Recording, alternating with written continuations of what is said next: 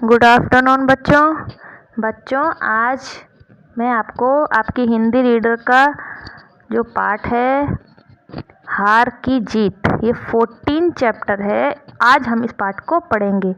तो बच्चों, ये पाठ एक ड्रामा है जो 3 भागों में लिखा हुआ है। ठीक है, तो बच्चों इस पाठ में ये बताया गया है किस प्रकार से एक व्यक्ति की हार कर भी जीत हो जाती है, वो किस प्रकार से जीत जाता है, ये इस पाठ के माध्यम से बताया है।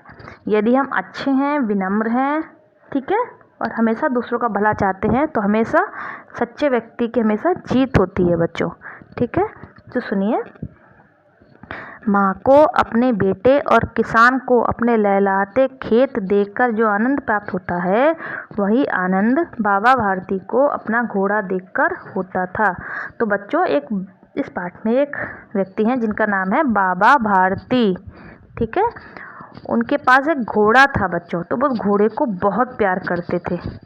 उन घोड़े को देखकर उनको इतना आनंद प्राप्त होता था, मतलब इतना अच्छा लगता था, जैसे कि कोई माँ होती है ना, जब अपने बेटे को देखती है, या कोई किसान होता है जब अपने लहलहाती फसल को देखता है, तो जो उसको अपने खेत देखकर जो आनंद प्राप्त होता है, किसी माँ को अपने बेटे को देखकर जो आनंद, जो खुशी प्राप्त होती है, वही खुशी बच्चों बाबा भारती को अपना घोड़ा देखकर होती थी। भगवत भजन से जो समय बचता वह घोड़े को अर्पण हो जाता। मतलब बच्चों, वो बाबा क्या करते थे, वो भगवत भजन मतलब भगवान का भजन किया करते थे। ठीक है, और उस भगवान का भजन करने के बाद जो उनके पास समय बचता था, उसको वह घोड़े को अर्पण कर देते, मतलब घोड़े की सेवा किया करते थे। यह घोड़ा बड़ा सुंदर तथा बड़ा बलवान था। जो घोड़ा था बच्चों, वो बहुत ही सुंदर और बलवान, मतलब शक्तिशाली था। ठीक है, उसके जोड़े का घोड़ा सारे इलाके में ना था। तो मतलब वो जो घोड़ा था, उस जैसा घोड़ा, जोड़े का मतलब होता है उस जैसा घोड़ा पूरे जो उनका इलाका था उसमें नहीं, दूसरा कोई घोड़ा ऐसा नहीं था। बाबा भारती उसे सुल्तान कहकर पुकारते, अपने हाथ से खर हरा करते, खुद दाना खिलाते और देख कर प्रसन्न होते थे बच्चों। तो बच्चों, जो बाबा भारती थे वो उस घोड़े को क्या बुलाते थे बच्चों, वो उस घोड़े को सुल्तान कहकर पुकारते थे। उस घोड़े का उन्होंने क्या नाम रखा था, सुल्तान। ठीक है, और क्या करते थे, वो अपने हाथ से उसको सहलाते थे, उसको दाना खिलाते थे, मतलब उसको जो दाना, घोड़े को दाना खिलाते हैं ना, दाना खिलाते थे, उसको देख देख कर बहुत खुश होते थे। उन्होंने अपना सब कुछ छोड़ दिया था। बाबा भारती थे उन्होंने बेटा अपना सब कुछ, मतलब अपने घर बार सब कुछ छोड़ दिया था, वो वहीं रहते थे। मतलब उन्होंने अपना रुपया, माल, असबाब, ज़मीन, उनके पास जो रुपया था, जो ज़मीन थी, जो कुछ भी था, वो उन्होंने सब कुछ छोड़ दिया था। अब गांव के बाहर एक छोटे से मंदिर में रहते और भगवान का भजन करते थे। तो क्या काम करते थे बच्चों, वो गांव के बाहर एक छोटे से मंदिर में रहते थे, और क्या वो भगवान का भजन, हमेशा भगवान का भजन करते थे। परंतु सुल्तान से बिछड़ने की वेदना उनके लिए असह्य थी। मतलब वो सब कुछ छोड़ दिया था उन्होंने, लेकिन उनको सुल्तान जो उनका घोड़ा था उससे बहुत प्यार था। वो उससे मतलब इस बहुत उन्हें, जब उन्हें सोचते थे कि वो सुल्तान से बिछुड़ जाएंगे, अलग हो जाएंगे, तो उनको बहुत वेदना, मतलब बहुत कष्ट होता था। वे उसकी चाल पर लट्टू थे। मतलब वो घोड़ा जब उनका चलता था तो उसकी चाल देखकर वो उसके ऊपर मतलब मस्त हो जाते थे, मतलब उनके दीवाने हो जाते थे। कहते हैं ऐसा चलता है जैसे मोर घनघटा देखकर नाच रहा हो। मतलब वो कहते थे जब मेरा घोड़ा जब चलता है, दौड़ता है, तो ऐसा लगता है जैसे कि जब बारिश का मौसम होता है ना, आकाश में बादल छा जाते हैं, तब मोर जैसे नाचता है ना, तो बहुत सुंदर लगता है मोर। उसी प्रकार बच्चों मेरा घोड़ा बहुत सुंदर लगता है। जब तक संध्या के समय सुल्तान पर चढ़कर 8-10 मील का चक्कर ना लगा लेते, तब तक उन्हें चैन नहीं आता था।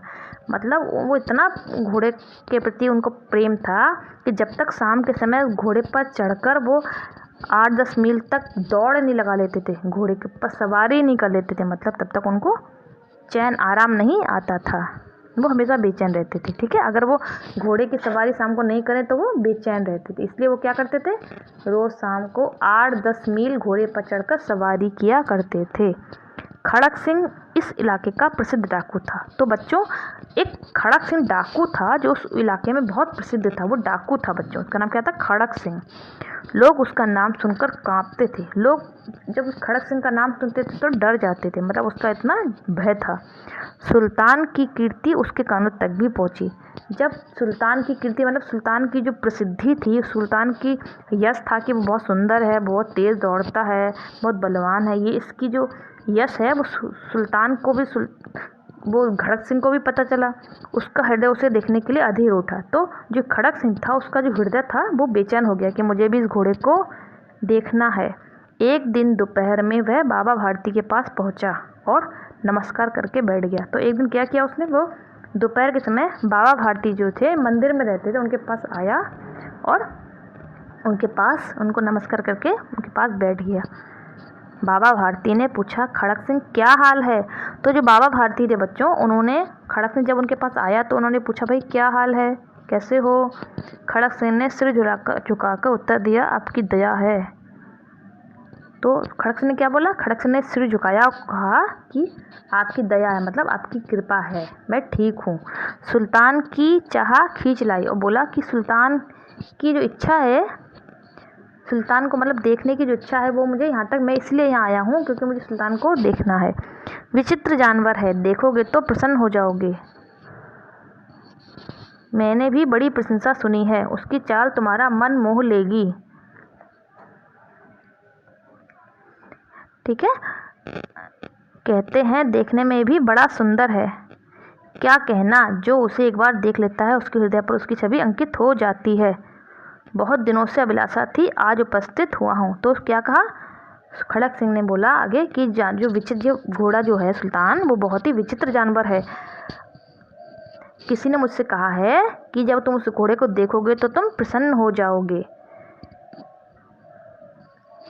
और मैंने भी उसकी बड़ी प्रशंसा सुनी है।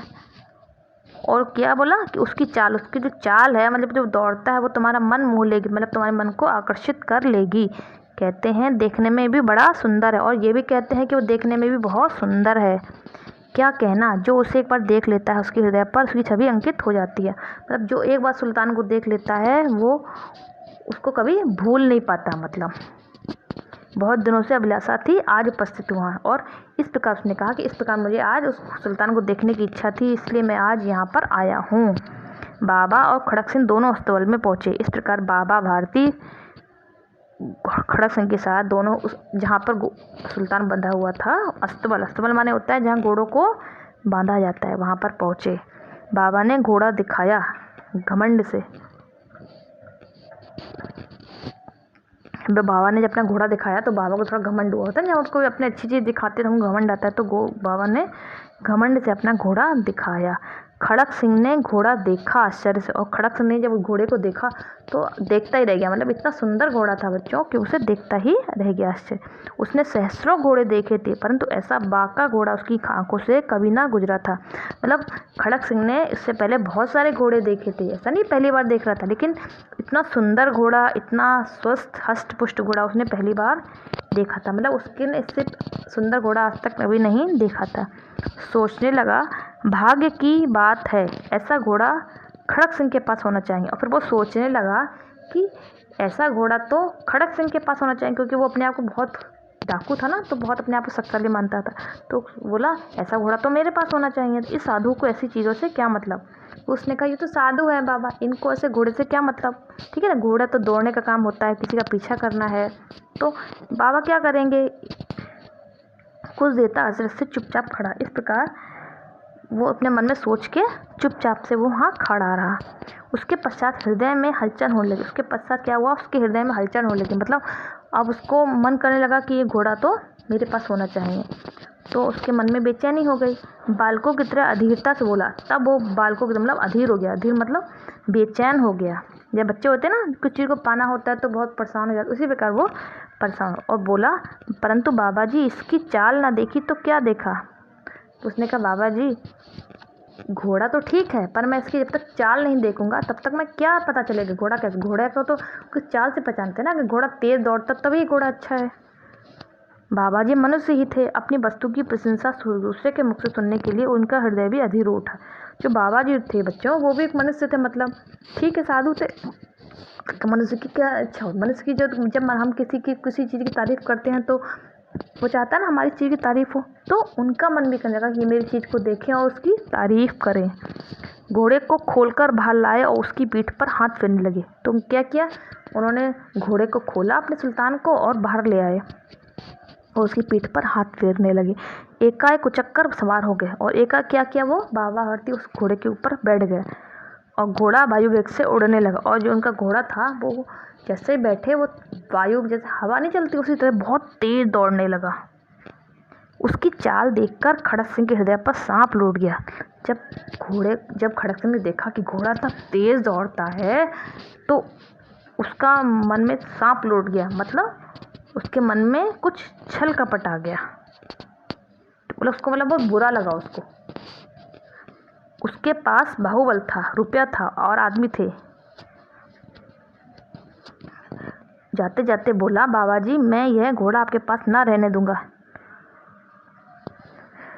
फिर भी क्या बोला, उसने सोचा मेरे पास शक्ति है, रुपया है और मेरे पास आदमी भी हैं। तो जब वो जाने लगा तो क्या बोला बाबा से, बाबा ये जो घोड़ा है आपका, इसको मैं आपके पास नहीं रहने दूंगा, मतलब इसको मैं आपके पास से ले लूँगा।